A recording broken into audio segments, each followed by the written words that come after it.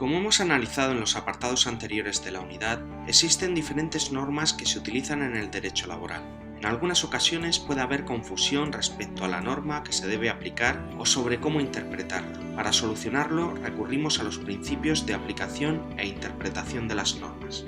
El primero de los principios que vamos a estudiar es el principio de jerarquía normativa. Según este principio, las normas tienen una estricta jerarquía, por la que las normas de rango inferior no pueden contradecir a otras de igual o superior rango. Y la jerarquía que encontramos para las normas es: en primer lugar tendríamos la normativa de la Unión Europea, en segundo lugar la Constitución española, después las normas internacionales, en cuarto lugar aparecen las leyes, que serían las leyes orgánicas y las leyes ordinarias. En quinto lugar tendríamos las normas con rango de ley, como son el decreto legislativo y el decreto ley.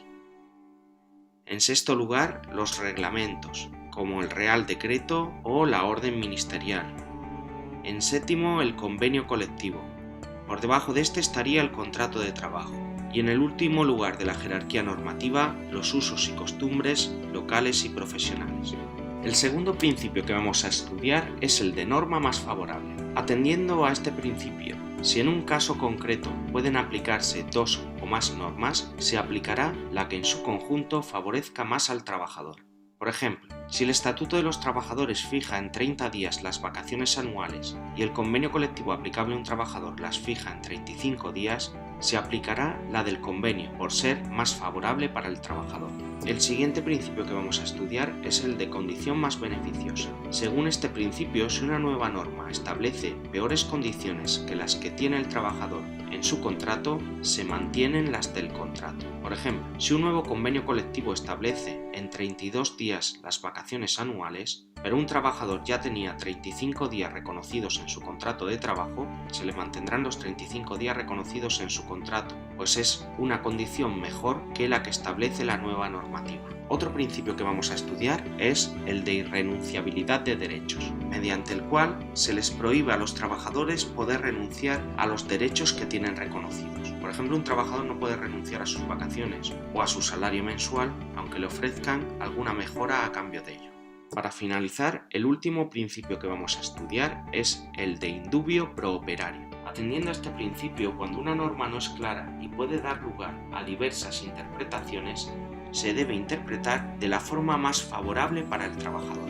Por ejemplo, en el Estatuto de los Trabajadores se establece una indemnización por despido improcedente de 33 días de salario por año de servicio, pero no especifica qué se entiende por salario.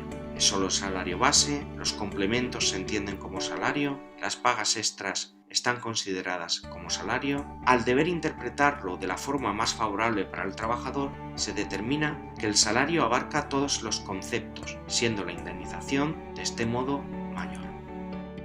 La Constitución española y el Estatuto de los Trabajadores establecen derechos y obligaciones que tienen los trabajadores en derecho laboral. Los vamos a dividir en individuales y colectivos. Estos últimos, los colectivos, los estudiaremos con más detenimiento en la unidad 10.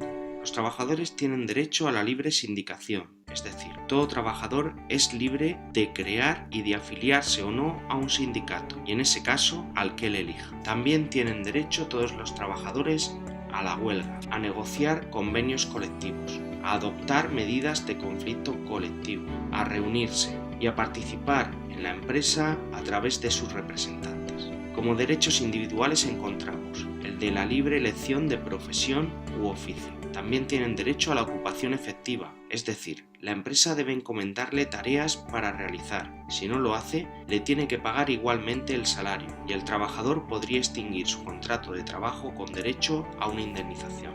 También tienen derecho a la promoción y a la formación profesional, a solicitar ascensos en igualdad de condiciones a sus compañeros y respetando lo que establezca el convenio colectivo al respecto. Tienen derecho a permisos por el tiempo necesario para acudir a exámenes, siempre que sean estudios oficiales, se avise con antelación y posteriormente se entregue el correspondiente justificante. También tienen derecho a elegir turno en el caso de realizar estudios oficiales y las condiciones de la empresa lo permitan. Tienen derecho a no ser discriminados, tienen derecho a su integridad física y a una adecuada política de seguridad y higiene. También tienen derecho a que se respete su intimidad y su dignidad. Tienen derecho a un descanso adecuado dentro de su jornada, entre jornadas, semanal y con carácter anual. También tienen derecho a la percepción puntual de su salario. El impago o los retrasos continuados pueden ser motivo de extinción del contrato por parte del trabajador, con derecho a una indemnización.